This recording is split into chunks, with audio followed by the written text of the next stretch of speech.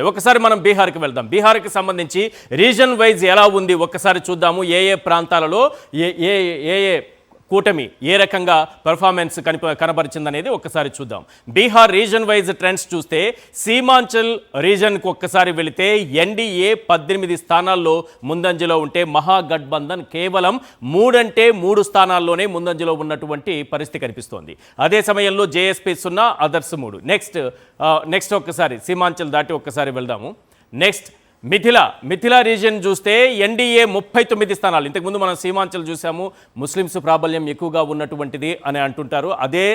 అక్కడ కూడా ఎన్డీఏ ప్రభావం ఎక్కువగా కనిపించింది. ఇక్కడ కూడా 39 స్థానాల్లో ఎన్డీఏ కూటమి లీడ్లో ఉంటే మహాగఠబంధన్ కేవలం 11 స్థానాల్లో మాత్రమే లీడ్లో కనిపిస్తోంది. నెక్స్ట్ మిథిలా రీజియన్ చూసాము, 39, 13 చూసాము. Next Magadh reason seat share ఒక్కసారి చూస్తే మొత్తం 47 స్థానాలకు సంబంధించి ఎన్డీఏ 34 స్థానాల్లో లీడ్లో ఉంది.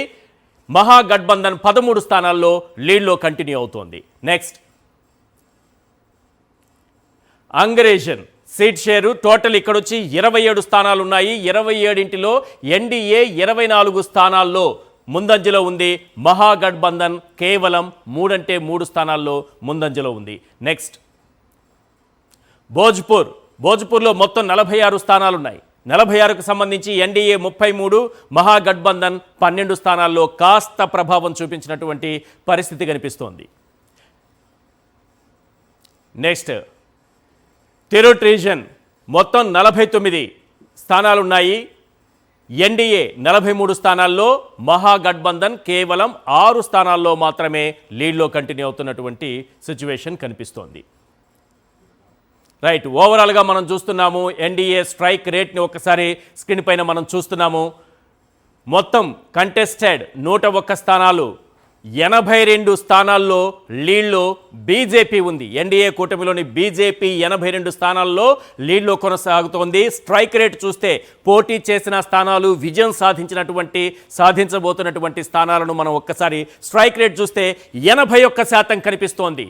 ఎస్, బీజేపీకి సంబంధించి అతిపెద్ద పార్టీగా అవతరించబోతోంది బీహార్ అసెంబ్లీ ఎన్నికల్లో.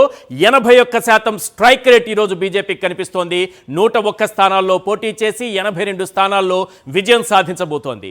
ఇక జేడీయూ కూడా 101 స్థానాల్లో పోటీ చేసింది, 80 స్థానాల్లో ప్రభంజనాన్ని కొనసాగిస్తోంది. దాని స్ట్రైక్ రేట్ ఒక్కసారి చూస్తే 79%గా కనిపిస్తోంది.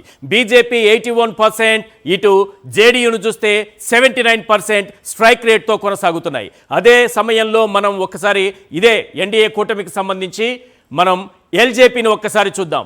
మొత్తం 28 స్థానాల్లో పోటీ చేసినటువంటి ఎల్జేపీ 23 స్థానాల్లో లీడ్లో కొనసాగుతోంది. 23 స్థానాలు కైవసం చేసుకోబోతోంది. ఓవరాల్ స్ట్రైక్ రేట్ చూస్తే 82%గా కనిపిస్తోంది.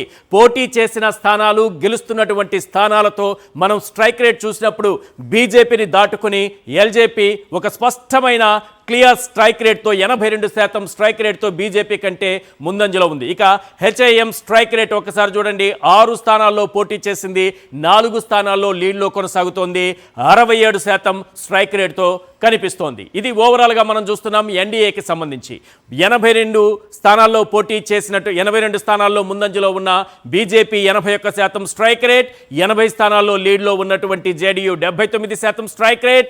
నెక్స్ట్ ఎల్జేపీ 23 స్థానాల్లో లీడ్లో కొనసాగుతూ 82% స్ట్రైక్ రేట్.